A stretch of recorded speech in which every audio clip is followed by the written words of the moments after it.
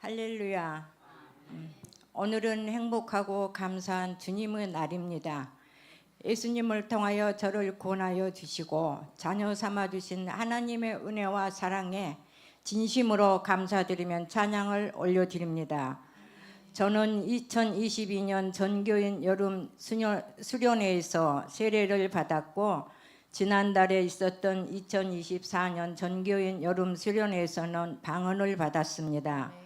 하나님께서 이번 수련회를 통하여 저에게 놀라운 은혜를 베풀어 주신 것에 감사하여 여러분들과 받은 은혜를 나누기 위하여 이 자리에 섰습니다. 저는 친정이 불교를 믿는 집안이라 어릴 때부터 어머니를 따라 절을 다녔고 그 당시에 절에 가면 마음이 편안했습니다. 그래서 꽤 오랜 세월을 때때마다 절을 찾아가서 가족을 위해 불공을 드렸습니다. 부처님 오신 날은 절에 가서 촛불도 켜고 연등에 소원을 적어 등을 달았습니다.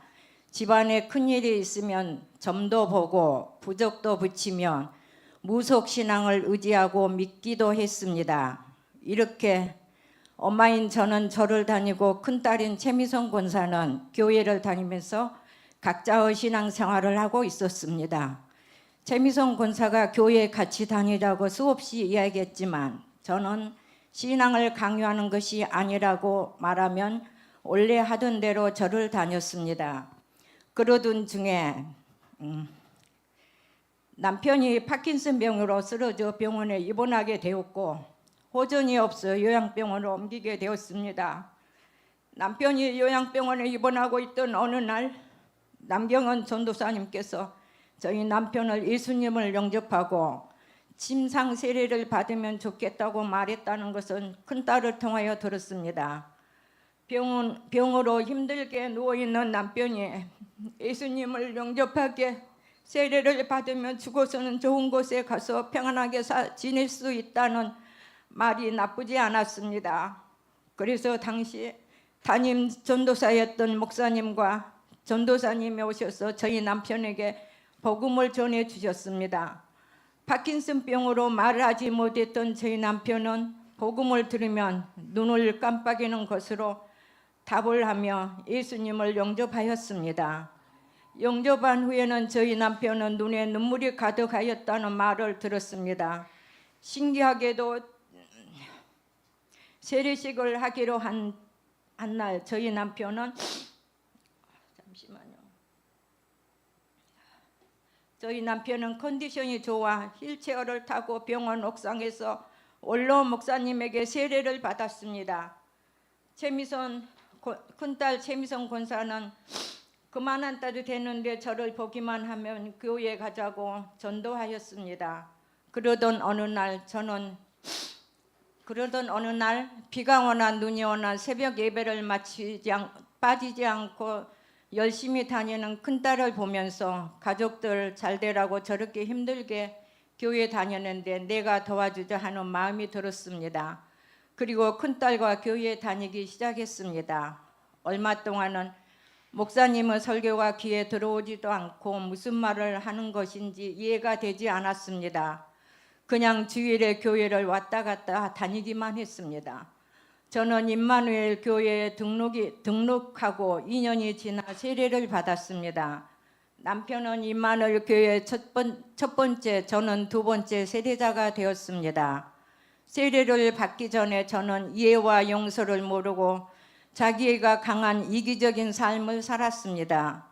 예수님이 십자가에서 나의 죄를 위해 죽으셨다는 것과 예수님만이 구원자가 되신다는 것을 믿고 세례를 받으니 진짜 하나님의 자녀가 되었다는 사실이 너무도 컸습니다. 그러나 하나님의 자녀답게 살아가기에 저의 믿음은 부족하고 말씀대로 살겠다는 결단만큼 삶이 사라지지 않았습니다. 이때 예수님의 일생에 담은 영화를 보기 시작했습니다. 나를 세면서 영화를 보고 나의 죄 때문에 십자가에 못 박혀 돌아가신 예수님의 사랑을 마음으로 느끼게 되었습니다. 예수님이 나면서 회개 기도가 나오기 시작했습니다. 회개 기도를 한 후 부족하여도 몸과 마음이 조금씩 변화되는 삶을 살기 시작했습니다. 그러던 중에 병세가 점점 나빠져 가는 남편은 담임 목사님과 전도사님께서 병원으로 신방을 오셔서 여러 차례 복음을 전해 주셨습니다.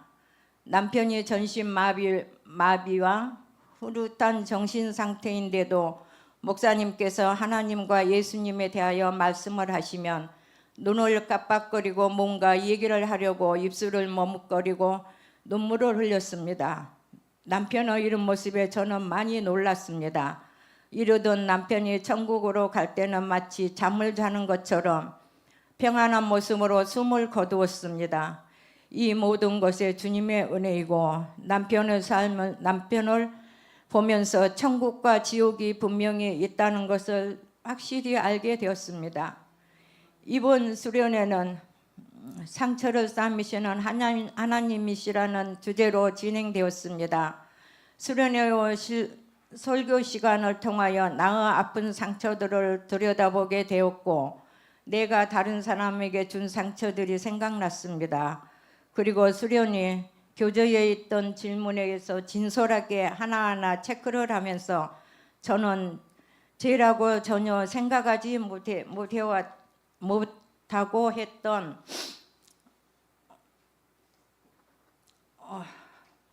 과거 행동들과 현재 행동의 가운데 하나님이 싫어하시는 죄가 있다는 것을 알게 되었습니다.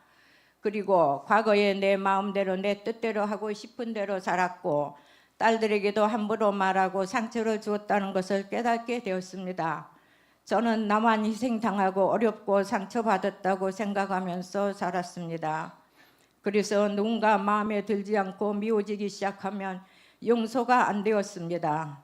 제가 깨달아지고 회개가 되었고 수련회의 시간이 날이 지날수록 아픈 상처들을 주님께 내려놓게 되었습니다. 기도에 집중하면 할수록 마음이 치유되는 느낌을 받았습니다.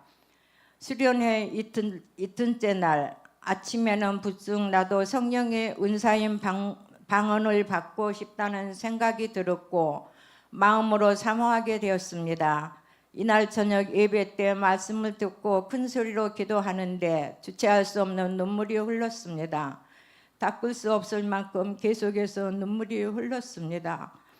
그리고 몸이 막 떨리기 시작했고 그러다가 갑자기 눈앞에 십자가가 보이고 예수님이 보이기 시작했습니다. 예수님은 제가 영화에서 보았던 것처럼 나를 따스한 눈빛으로 바라보셨습니다. 이런 것을 처음 하는 경험이었습니다. 눈물을 흐르고 몸을 떨리고 회개 기도를 계속 나오는데 마음을 너무 평안했습니다. 이런 저에게 담임 목사님과 전도사님이 오셔서 안수 기도를 해주셨습니다. 목사님과 전도사님 기도로 저희 몸은 더 뜨거워졌고 떨리면서 강한 힘이 들어갔습니다. 그러더니 갑자기 한 번도 들어보지 못한 알 수 없는 말들이 입술에서 나오기 시작했습니다. 할렐루야.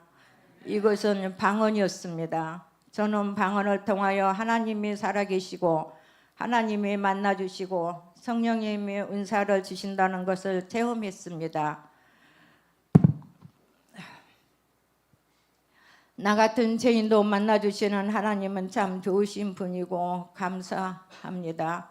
이렇게 좋으신 하나님은 우리 가족들도 모두 만나길 간절히 소원합니다.